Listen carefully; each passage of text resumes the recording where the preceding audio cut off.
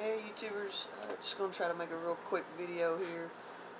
Um, you know, I'm just so sick of the whole debt ceiling, all the crap. I mean, it's ridiculous.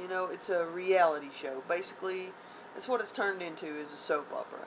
I mean, you got your left wingers, you got your right wingers. I mean, why don't they just vote each other off the island? It's so ridiculous. It's such fear mongering.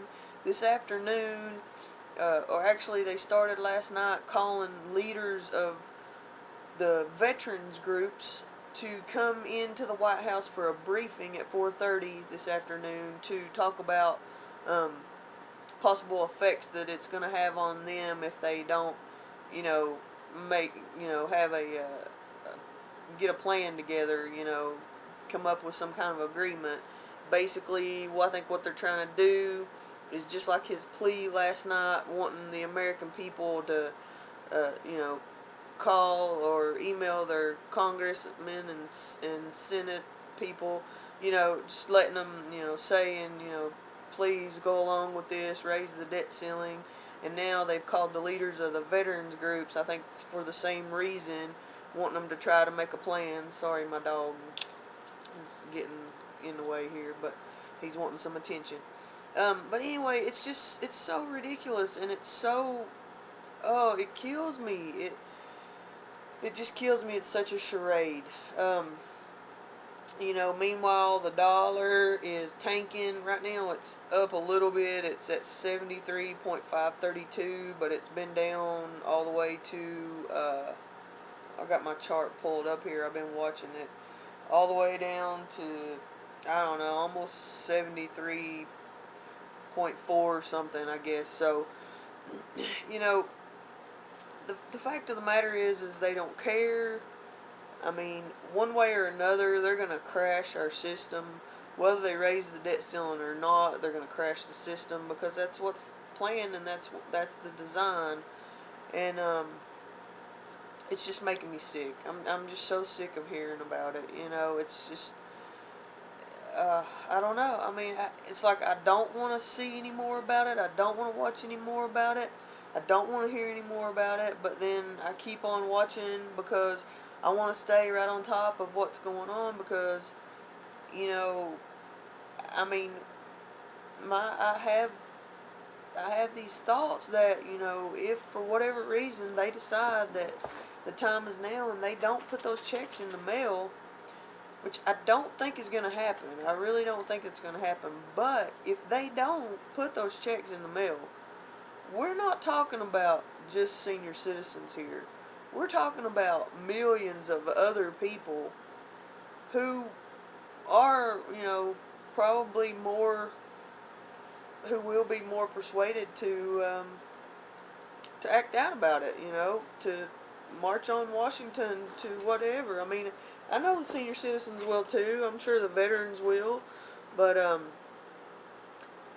it's just, I don't know. It's real. I think it's a really serious time right now, and I think that, yes, if we're the kind of people who are awake and are paying attention, then we got to stay on top of it, and we got to see which way this goes. Not because we think it's gonna change in any way, not because we think they're gonna save the country, because we know that that's not what they want to do. But anyways, I saw a real interesting. Actually, I heard it today. I haven't seen anything about it, but I heard a really cool story today. In a way, it's bittersweet, I guess, if you will. But it made me really think about senior citizens and elderly people. I've always had a real soft spot for elderly people in my heart, and I heard about the story today.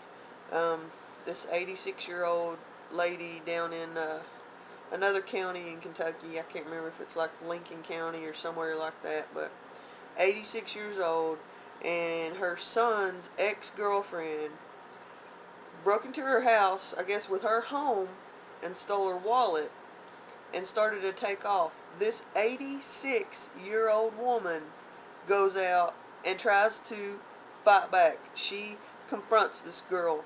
She, gets a hold of the girl's car, the truck door on the passenger side, and starts confronting her. And this girl, who's probably some, drug addict, who's just, fiending for another hit and needing a little bit of cash, takes off in the truck and slings this 86-year-old woman down on her driveway, drags her down the road a little bit, and this lady is in the hospital now fighting for her life.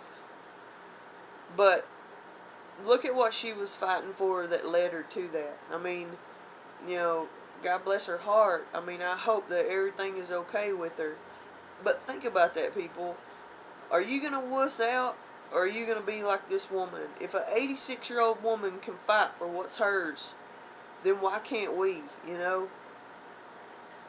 That's just something to think about. I mean, this lady, she could have been just frail and just stood at her door and screamed and called 911 or called somebody in her family for help or whatever.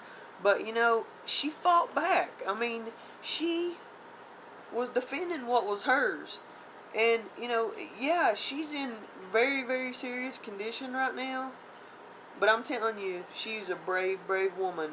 And if I could ever meet her, I would love to tell her how much I think of her for her doing that.